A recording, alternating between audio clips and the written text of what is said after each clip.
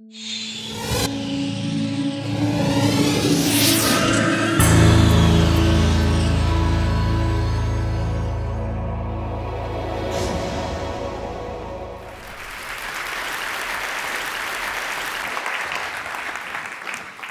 everyone. Because this is my first time at TED, I've decided to bring along an old friend to, well, break the ice a bit. Yes, that's right. This is Barbie. She's 50 years old, and she's looking as young as ever. But I'd also like to introduce you to what may be an unfamiliar face. This is Fulla. Fulla is the Arab world's answer to Barbie. Now, according to proponents of the clash of civilizations, Barbie and Fulla occupy these completely separate spheres.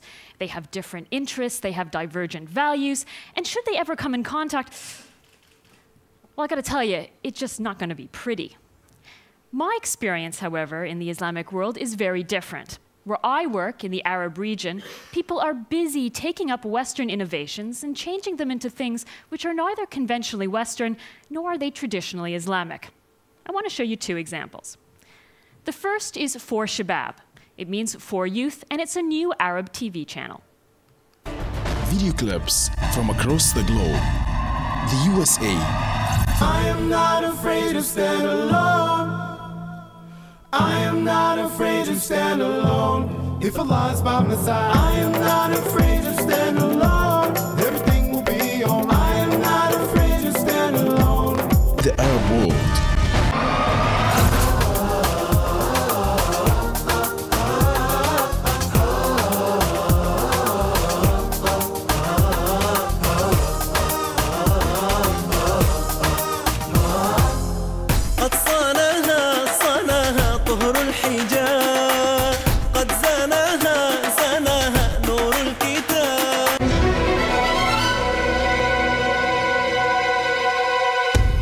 For Shabab has been dubbed Islamic MTV. Its creator, who's an Egyptian TV producer called Ahmed Abu Heiba, wants young people to be inspired by Islam to lead better lives. He reckons the best way to get that message across is to use the enormously popular medium of music videos. For Shabab was set up as an alternative to existing Arab music channels, and they look something like this.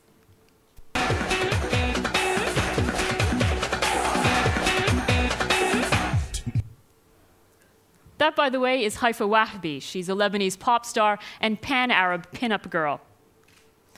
In the world of For Shabab, it's not about bump and grind, but it's not about fire and brimstone either. Its videos are intended to show a kinder, gentler face of Islam for young people to deal with life's challenges. Now, my second example is for a slightly younger crowd, and it's called the 99. Now, these are the world's first Islamic superheroes. They were created by a Kuwaiti psychologist called Nayef al-Mutawa, and his desire is to rescue Islam from images of intolerance, all in a child-friendly format. The 99, the characters are meant to embody the 99 attributes of Allah: justice, wisdom, mercy, among others. So, for example, there is the character of Noura. She is meant to have the power to look inside people and see the good and bad in everyone.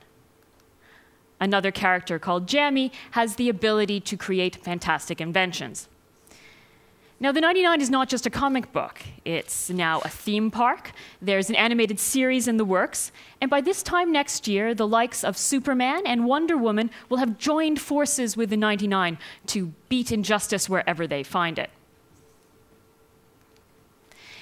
The 99 and For Shabab are just two of many examples of this sort of Islamic cross-cultural hybridization. We're not talking here about a clash of civilizations, nor is it some sort of indistinguishable mash.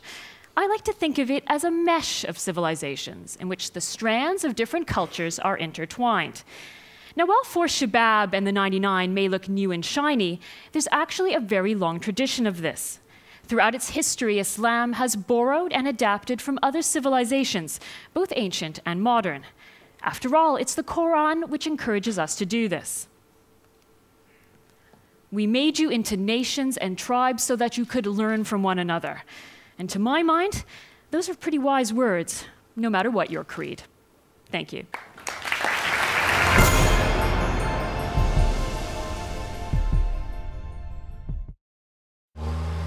Traffic is a global epidemic. US traffic is creating 45% of the world's air pollution. In the UK, time wasted in traffic costs $20 billion a year. Would you pay for cleaner air and a faster commute? Stockholm put it to a vote. I voted for it, yes. I voted for it. I vote for it. We're not old enough to vote.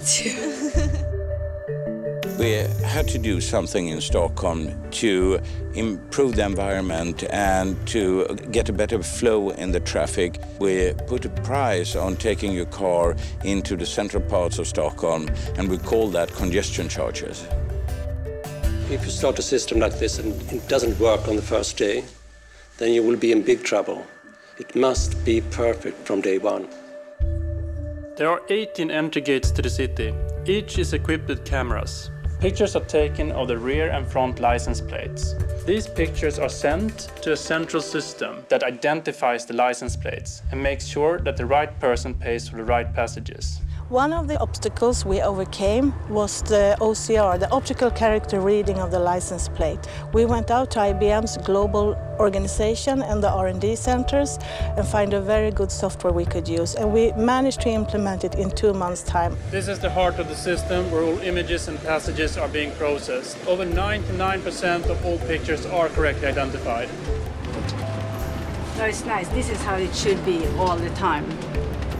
Behind me you can see the traffic, and the clock is 6 p.m. Before we had the congestion charging, the traffic was queuing up at this time of the day. Jag tycker det är en bra idé. I think it's a good idea because I think that we should take care of the environment in the city. The traffic went down with about 22%, and the air pollution was about 14% better. It's a huge international interest from different parts of the world, from the United States, from Latin America, from China, and it's really a pleasure to tell people not what we are planning to do, but what we actually have done in Stockholm. I voted for it, yes I did. Not my husband, so but I did. I think he is not thinking like me for the future. I'm thinking for the children and the grandchildren.